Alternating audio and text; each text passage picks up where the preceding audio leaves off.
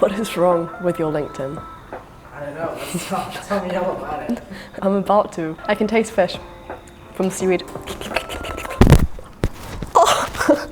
Hey guys, so welcome back to my channel. Today's video is going to be another LinkedIn video. What is wrong with your LinkedIn? Sort of addressing some of the most common mistakes that I see with most of the profiles all the time, actually, yeah. So I'm gonna list like a few of the main things, and these are going to be actionable tips that you can go and put in place right now. So I would actually recommend splitting your screen, having my video in one and having your LinkedIn profile up on the other side, and actually going through and doing it as I see it, just to make sure that you do get it done. And it's not one of those videos where you watch it and you're like, oh, that's cool advice, and then you forget about what I said and then you never do it, which wouldn't be the point of me sharing this content with you. I'm gonna start from the top of the profile.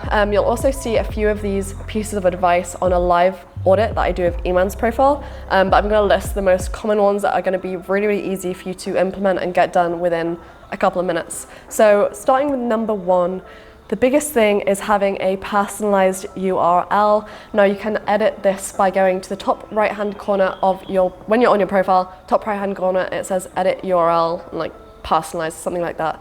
You click on that button, and on the top right again, you'll be able to basically edit what is going to be your name. So after it's like linkedin.com/ your name, I would recommend getting rid of all the numbers and letters that are sort of randomly put together and put your name there. If your name is taken, what I recommend doing is, if you have a middle name, put the first letter in between your first and last name, and it just sort of like lets you take it. Otherwise it won't let you take a URL ending that has been taken by another member on LinkedIn. So that's number one, customize your URL.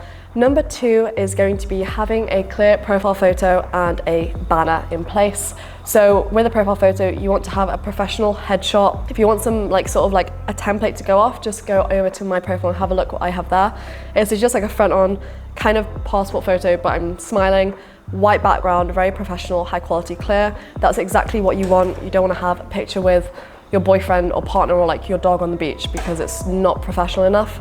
So have a clear professional headshot. Either get one of your friends to do it, or if you have a good camera at home, even like an iPhone X or whatever, like a good quality camera, set it up, get a friend to take it, or get somebody with a camera to come and set it up, or just balance your phone somewhere. You just don't want it to be shaky, but yeah, I guess you get the picture of what I'm trying to say. Aside from that, another bonus, I forgot to mention this earlier, if you put a profile picture in place, not only does it make you look more professional and people will respect you more and view you as a serious business person, it also can give your profile up to 21 times more views, and also you're more likely to get 30 times more messages than a profile without profile picture. I mean, like, if you think about it, if someone tried to send you a connection request and you couldn't really see their face clearly, or they didn't even have one at all, what's the likelihood that you're going to accept that person, unless for some reason you remember their name vividly from when you met, which isn't going to be very likely, especially if you're using LinkedIn for lead generation and prospecting clients that have never heard of you before, and you're going to go in as sort of cold traffic. So yeah, having a profile picture in place with a banner. It doesn't have to be anything crazy. You can literally put one together on Canva, so it's just canva.com. Look up what the LinkedIn dimensions are. I think it even has a template which is a LinkedIn banner. You want to do that, you want to customize it either with a plain background and like the logo of your agency or company if you're an agency owner, the name of your business, etc., or just some sort of professional graphic that you have that relates to your professional life. Moving on from that, so you've had customize your URL, have a profile picture and a banner in place. Next, one of the most common mistakes I see is people not sort of summarizing who they are, who they help, and what they do in their title. So you want to make sure you do that. I'm not going to go over this in loads of detail because I wanted this to be a quick video, and I also explain it a little bit more in the profile audit of Iman's profile. But yeah, you want to avoid just having like CEO or just like your name and the title of who you are, like MD or CEO, for example. You want to sort of have as many keywords in there as possible, so your target clientele,